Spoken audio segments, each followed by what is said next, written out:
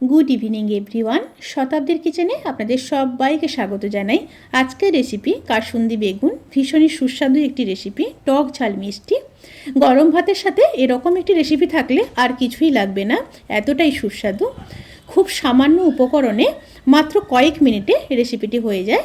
তাহলে চলুন শুরু করা যাক আজকের এই সহজ এবং সুস্বাদু রেসিপি। বেগুন কাসুন্দি বানানোর জন্য আমি এখানে 3 পিস মিডিয়াম সাইজের বেগুন নিয়েছি। প্রত্যেকটা বেগুন 2 পিস করে কেটে নিয়েছি। এবার ম্যারিনেট করে নেব। তার জন্য দিয়ে দেব পরিমাণ মতো লবণ, খুব সামান্য হলুদ গুঁড়ো আর লঙ্কার গুঁড়োও দিয়ে দেব খুবই সামান্য। দিয়ে বেগুনগুলোকে খুব ভালোভাবে ম্যারিনেট করে নেব। বেগুনগুলো ম্যারিনেট করা হয়ে গেছে। এবার 2 থেকে 3 মিনিট একটু রেস্টে রেখে দেব। এবার কড়াইতে সর্ষের তেল দিয়ে দিলাম।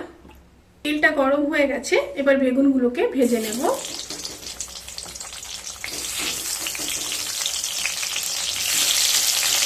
একটা সাইড হয়ে গেছে, এবার উল্টে দেব।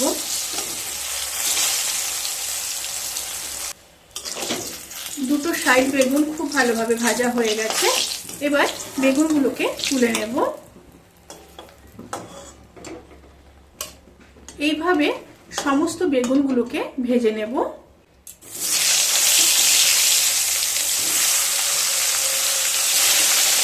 এবার ওই তেলের মধ্যে একটা শুকনো লঙ্কা, হাফ চামচ কালো জিরে, একটু নেড়ে নেব।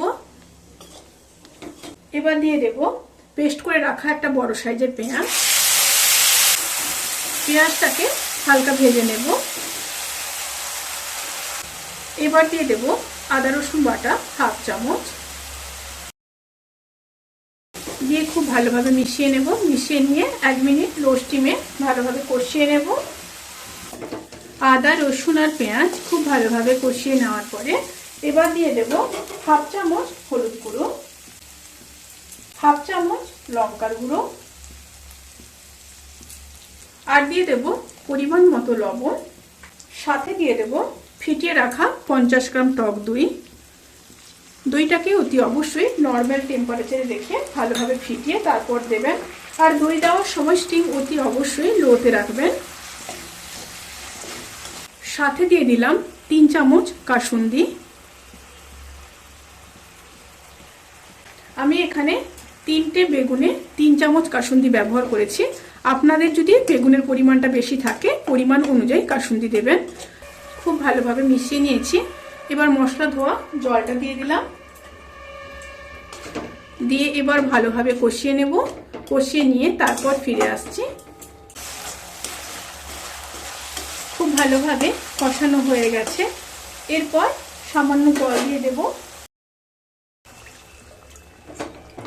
এবার ফুটে আসা পর্যন্ত অপেক্ষা করব। তরকারিটা ফুটে এসছে। এরপর ভেজে রাখা বেগুনগুলোকে দিয়ে দেব। ভেজে রাখা বেগুন দিয়ে কিন্তু বেশিক্ষণ রান্না করব না। হাই স্টিমে 1 মিনিট রান্না করে নিয়ে তারপর কিন্তু নামিয়ে নিতে হবে। বেগুনগুলো আগে থেকে যেহেতু ভাজা আছে সেহেতু বেগুনগুলো কিন্তু ভেঙে যেতে পারে। খুব ভালোভাবে মিশিয়ে নিলাম। এবার 1 মিনিট হাই স্টিমে রান্না করে নিয়ে তারপর ফিরে আসছি। রান্নাটি প্রায় হয়ে এসছে। এবার নামানোর আগে হাফ চামচ চিনি দিয়ে দেব।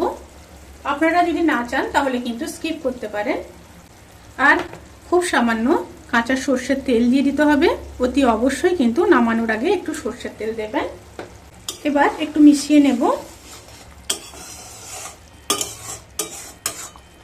মিশিয়ে নিয়ে কয়েক সেকেন্ড একটু রান্না করে নেব। এবার গ্যাসের ফ্লেমটাকে অফ করে ঢাকা দিয়ে 10 থেকে 15 মিনিট স্ট্যান্ডিং টাইমে রেখে তারপর সার্ভ করব। রেসিপিটি কেমন লাগলো প্লিজ কমেন্ট করে জানাতে কিন্তু ভুলবেন না।